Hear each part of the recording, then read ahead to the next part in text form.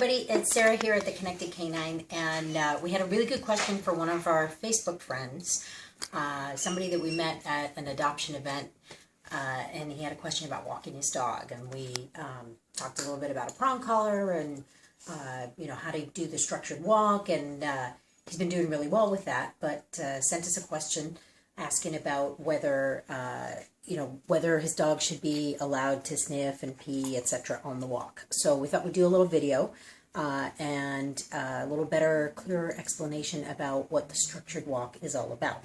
So the key to the structured walk starts before you even leave the house. So we're going to start right now with Annie here, who's in her crate, and show you how we make sure that she's calm and relaxed even before we put the leash on and head out the door.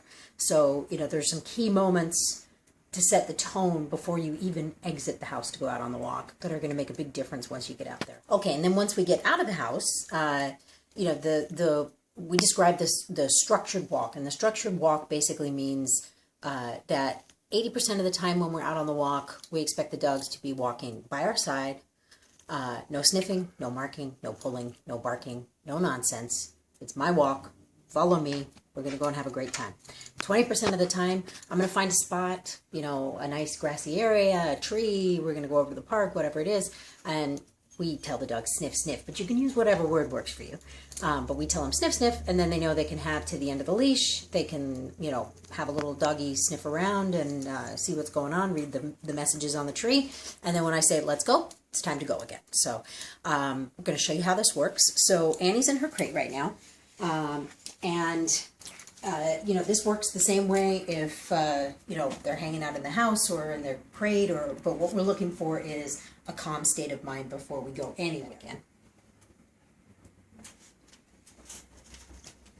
So you can see I want her to wait and check with me to see if it's okay for her to come out of the crate before she exits. So I'm going to invite her out now. Annie. Good. Annie, sit. Nice. So this is what I want here. Annie's excited. She sees I've got the leash in my hand. But she understands that I'm not going to put that leash on her unless she's calm. And the way she understands that is because that's how we always do it. I don't put a leash on an excited dog. I want to see them calm and ready to follow me where I'm going before I put the leash on. Hey, sit. Good. So, so this is good. I like where she's at right now. I'm going to go ahead and put her leash on. Lady. And leash on doesn't mean anything. Just means the leash is on. So sometimes I'll put the leash on, then we'll take the dog and place. So when we create a real routine, where the routine is always we do something and then we grab the leash and we put the leash on and then we go out the door, and now it can create a lot of excitement. So sometimes we put the leash on and go hang out in place for a little bit. So now there's not that instant reaction of so much excitement surrounding the leash. So just shut Annie's crate door. And we'll move on to step 2, which is when I pick up the leash, again, I don't want crazy excitement. I want a nice calm dog before I invite her to follow me. And so the next step in the process is the door. So when we get to the door, everybody makes this mistake. They hold the dog back so that they can't go through the door ahead of them. We talk a lot about how important thresholds are, but what's important is that the dog learns to respect the threshold and wait for your permission to exit, not that you're constantly holding the dog back so they can't exit. So, so what we do is we give them enough leash. Bailey. That's Bailey. She'd like to go on the walk too. So I'm going to give her enough leash so that when I get up to the door, she has the option to make a decision. She can choose to blow through the door without me, or she can choose to wait and check in with me to see if it's okay. So let's see what she does. Hey, let's go.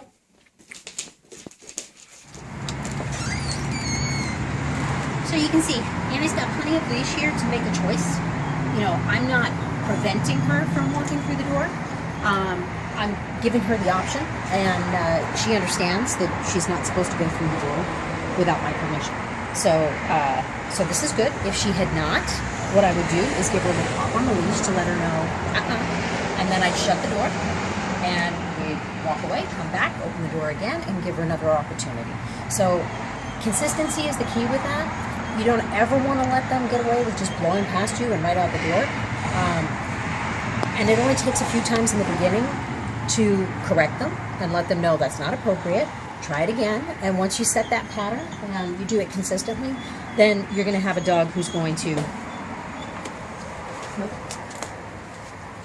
respect the threshold, which is key, right? Don't we all want to be able to come outside and get our mail and not have to worry about dog running out the front door, right?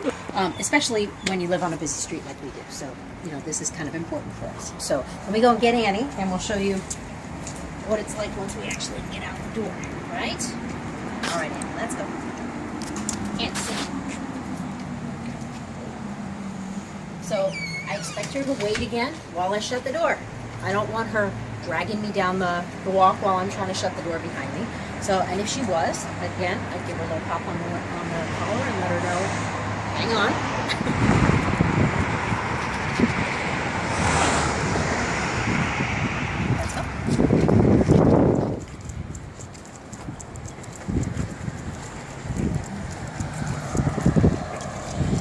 I'm walking backwards. All right. Good girl. Okay, so the position that Annie was walking in there, that's where I want her. I want her next to me, maybe just a touch behind me. She should be following me. If she's out here, she's a predator, her eyes are in the front of her head. If she's out in front of me, she can't see what I'm doing. So clearly she's not following me in. So I want her right about there. Okay? If I turn right, she should follow. If I turn left, she should follow. If I stop, she should sit. If she ever forgets to sit, just give her a little tug upwards on the collar to remind her. And then she should stay seated until I tell her it's time to move on again. So this means that when I stop and want to talk to one of my neighbors when I'm out on the walk, she's not pulling, sniffing, dragging me around, getting into any trouble.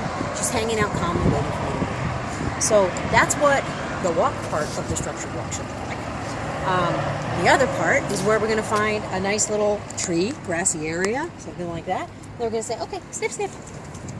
So, and again, you can use any word that makes sense to you. I don't know why we started with sniff, sniff, but it's what our dogs know, and so it's what we use. You tell them sniff, sniff, and then she can have to the end of the leash. She's going to check the mail that's been left on the tree there. She can have a pee. She can, you know, whatever she wants to do right now, as long as she respects the length of the leash. And then when I tell her that that part of it is done and it's time to move on again, I'll just say, Annie, let's go. Hey.